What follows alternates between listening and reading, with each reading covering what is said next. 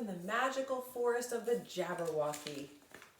Today we're going to start a 2-week study of fantasy literature and talk a little bit more about poetry and poetic devices to close out our year.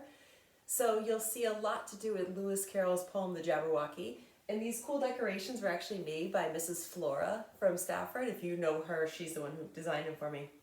So just checking in on your work. I want to give plenty of feedback on your essays. So if you see no mark in School Tool, it just means I haven't done the feedback yet. And I'm getting back on that today. So no stress on those. If you haven't sent it in yet, go ahead and send the final draft. And I'll put the completes in for last week and this week as I check them in. Start looking for things you need to return. You have 2 novels for me, First Light and The Odyssey. Please, please, please, please, please go to the bottoms of the depths of the dirty laundry and find those 2 books. Soon you'll be getting some information from school on how to come and collect your things from your locker and to return materials. And there'll be bins for those books. So please try to get those together so you can return them. If you have work that you want to turn into me from those first 2 weeks, if you didn't end up doing it online or sending pictures, feel free to bring that in as well. But I think you're all in pretty good shape for those 2 weeks.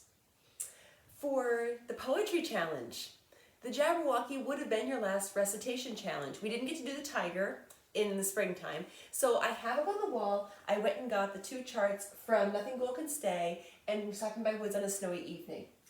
The game is still on. Those of you with your name on both charts, Fatima, Todd, Caitlin, Dana, Nathaniel, Lorelei, and Elijah, you're still on for a king-size candy bar if you follow the Daily Discovery Part 2 that's in your file this week and next. You have 2 weeks to come up with this. It is to not recite, since I wouldn't be able to tell if you memorized it, but to perform the Jabberwocky. There are lots of ideas on YouTube. I put one in your Daily Discovery Part 1 for everybody, and I even put my own ridiculous entry in Part 2 for you to get an idea.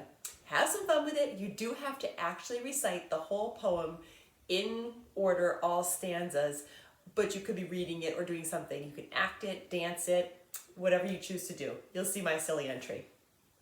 For today's materials, you're just going to need blank paper, pencil, and coloring material. You'll be doing some charting of a story as you get into the independent practice and then again for your content or your choice task. The choice task today is going to be a 2-week project. You'll do the first 2 quarters of it today and the second 2 quarters of it next week. So you can just send a snapshot and then hold on to it to complete it next week and then send a finished snapshot later on. Have a wonderful week. I hope the weather warms up again soon as we're back in our winter clothes. And I'm looking forward to seeing you guys in Zoom class tomorrow. Welcome to Schoology for the week of June 2nd. There's your Zoom links for live class. 9 o'clock, 10:30, or 12 o'clock noon, Mr. Fox. You may come to any class regardless of your class period. Mrs. Bieber will be joining us for the 10:30 class. Your checklist is available in 2 forms just for your convenience. Daily Discovery has 2 parts, this week and next. The first one, just watch it. It's a fabulous performance by a high school choir of Jabberwocky. The second part is if you would like to continue with the reciting poetry challenge that's been going on all year. Even if you don't want to do that, if you click in there, there's a really cringy video that I made as an example of an entry to the performance challenge. Apples to apples, of course. Content chunk, Greek roots galore. There are 2 new roots and 1 fab vocab challenge for you. The Nearpod lesson today is about the hero's journey in literature and how it applies to many stories that we know and love. And the choice task is going to come from the story that I read to you at the end of the lesson in Nearpod. It's called The Minpins. It's by Roald Dahl. It's one of his lesser-known short stories. And today you're going to do the first 2 quarters of the hero's journey in a poster or puppet show if you'd like to use the Flipgrid option. Hold on to that material because you'll be finishing it next week. And of course, independent reading, First Light, or reading material of your choice. Have a wonderful week and I'll look forward to seeing you in Zoom.